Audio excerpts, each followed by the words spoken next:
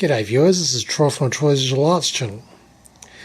Well, I've now completed my homemade bellows camera, homemade large format bellows camera. Well, I've actually completed it a couple of weeks ago, but it's taken me till now to make a video, as I've been testing it out and shot some I've shot some photographic paper and some glass plates, and I've been very successful with it. Well, anyway, I'll get to that very shortly, but first, I'll show you the camera in its completion and how it operates. So basically, this is the main body of the camera. You've got the cardboard bellows there, made of El Cheapo cardboard. You've got the magnifying glass as a lens, and you've got the lens aperture here, and which is small hole, which is of a f/37 aperture,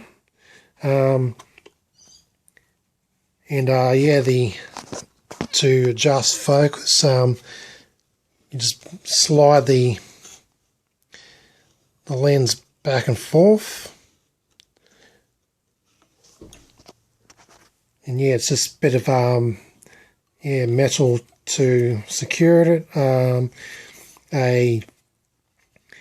a slider which is used in filing cabinets to slide the doors open and close. It uses a slider. It's just some basic timber to make the main body of it. This is the back of the camera, the inside part, and it's all mounted on a plank of wood and mounted on a tripod. Anyway, and here's the viewfinder for the camera. It is actually, last time I made a video, it didn't have a cover on it, and I found that outside you just can't see a damn thing on the screen because there's too much light, outdoor light shining on it, which pretty much blinds it. It's like watching a dim TV set out in sunlight. But anyway, what I do is I whack the cover on this so I'm able to see what's on the screen, which makes this camera look like one of those old school type of cameras which you'd see in old movies and stuff, where you got your crazy photographer puts the cover over his head and lines up the shot to photograph the subject, and then then often you'd see the camera click and the flash go off. I remember seeing that a lot in old movies, cartoons and whatnot. But anyway, this camera pretty much is kind of like that, but it doesn't have a flash. But anyway, the screen goes on the back here. I haven't got it. I've got to secure it on. I have to sort of move the rubber seal over the body of the camera, which the rubber seal is made of bicycle tire tubes. But anyway, as you can see on the back here, I've got the camera out facing out the window, and you can pretty much see the subject to be photographed on the screen. And if I want to focus, I'll try and it's hard to do things with holding the camera and one hand and all that, and try and operate with the other hand and keep the camera in focus. But anyway, to focus, I slide the lens back and forth, and the viewfinder just fell over. But you get the idea pretty much. So I'll line up the shot and focus it, and after that I take that off, and the next thing I do is put on me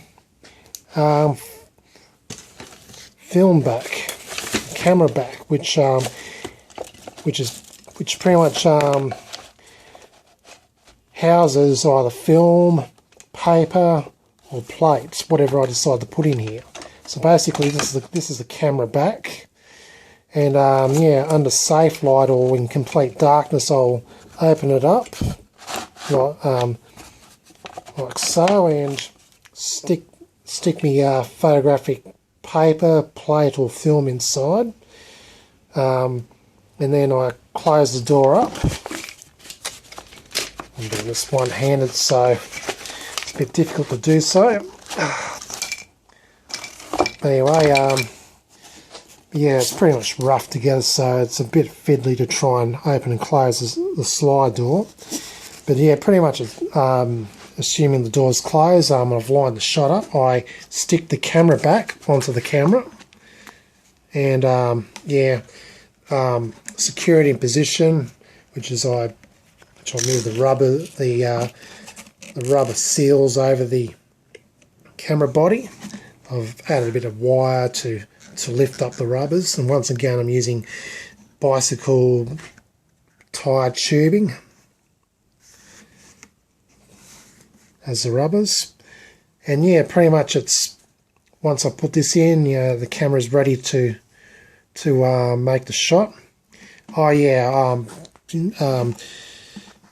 once I've lined the shot up, I stick the lens cap over the hole, over the aperture hole, before I, of course, lift the slide door for the film to be ready to be exposed. So, assuming the cap's on, and this is on, I lift up the slide door, and then I take the cap off, expose the photographic medium for how long I need to expose it for, and then I stick the cap back on, and then I close the slide door, and that's my exposure done. Then I take this off and put it away, and then go later in the evening when it's nice and dark, put my safe light on, take the photographic medium out and develop it. Anyway, yeah, I've lost the lens cap, so I'll have to make another one. Anyway, you pretty much, those familiar with large format film photography pretty much get the idea of how this camera works. Anyway, I have actually shot some photographic paper and some glass plates in the past couple of weeks, testing this camera out, and I've been very successful with it. Here's my very first test exposure I made, and yeah, I was up the back of Dapto towards the mountains, and I was driving up the one of the mountain roads, and I saw this really old shack and this leafless tree nearby, and I thought that'd be a perfect test subject. So yeah, I took the shot and developed it, and I was very pleased with the results. Worked out very well. But yeah, basically the picture is nicely focused in the center. It's not sharp as a tack focused, but in the outer regions it's all quite blurry. Makes kind of like great as what they call a bokeh effect. That's how it's pronounced, bokeh or whatever. But anyway, yeah, that's a popular photographic aesthetic that's desirable in photography and creating artistic images. But yeah, despite the it not being focused all the way across the image, it looks quite pleasing from an artistic perspective. I quite like it. But anyway, yeah, this is my first photographic negative that I've made. The digital scanned, digitally inverted version can be seen on my Flickr site. Just check in the link below. And yeah, I've been shooting a couple of my glass plates as well. This is my first glass plate I shot. These glass plates are actually Kodak 12 by 16.5 centimetre glass plates, made sometime in the 1930s or 40s. Anyway, it's upside down. Anyway, yeah, I've shot two of these glass plates, and the plates sure enough work, although very poorly. I pretty much exposed this one at about quarter ISO, and I developed it in Caffeinol C, and yeah, when I was developing it, it took a long time to produce anything. I had to literally add more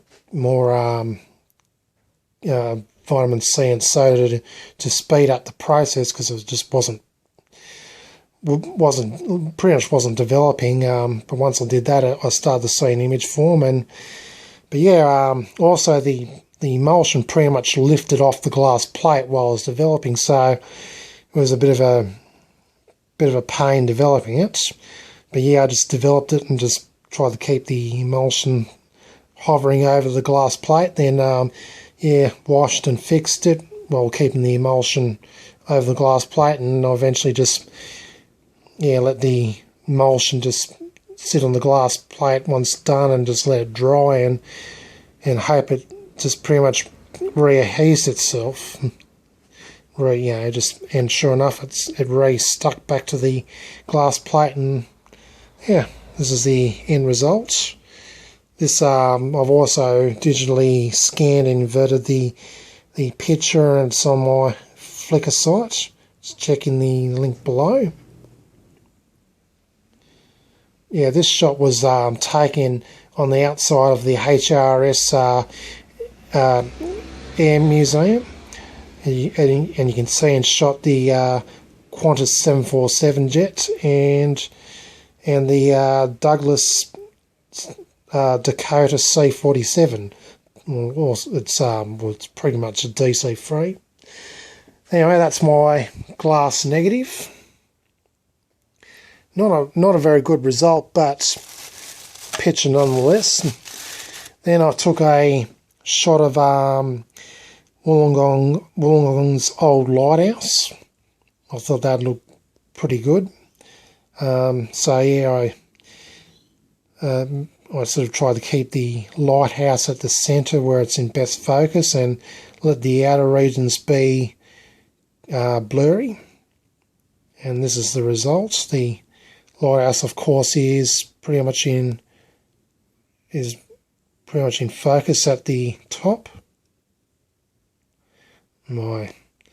Unfortunately, my camera is not focusing too good on it. Anyway, that's my lighthouse shot. That came out quite alright, although I did overdevelop it as seen. So the negative looks quite dark. Yeah, then I shot another glass plate, which I took a photograph of the Nan Tian Temple's pagoda. This one, of course, came out similar to the other glass plate shot. Pretty poor, but otherwise a viewable image. I too have scanned this plate in, and it's on my Flickr site. And once again, on developing, the emulsion lifted off, and I had to sort of hold it on there. I'm going to actually try and, with my next glass plate, develop it in D72, because the D72 developer is actually very rapid in developing it, and I reckon it'll develop it before the emulsion totally lifts off. And finally, I did a macro shot with my homemade camera. What I did was I stuck a magnifying glass in front of the lens, like I do with my other medium format cameras in doing close-up macro photography. And yeah, I pretty much stuck some space soldiers on a couple of pieces of plastic, which I've got over here. So yeah, just stuck them on. Just use this as a floor and another piece as a wall, and I thought this would look nice and spacey for a space diorama. So yeah, I did that and stuck some little plastic space soldiers on there, and I focused it as best as possible and took the shot, and got a very pleasing result. And this too is also on my Flickr site. So yeah, it's my first test macro shot with my large format bellows camera.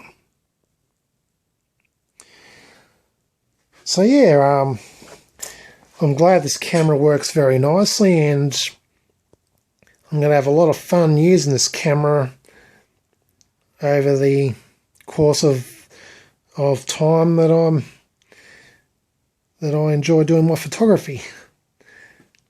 Anyway, so that's pretty much about it.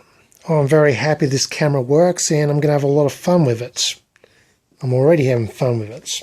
Anyhow, hope you enjoy this video. This is Troy from Troy's Visual Arts channel, signing out.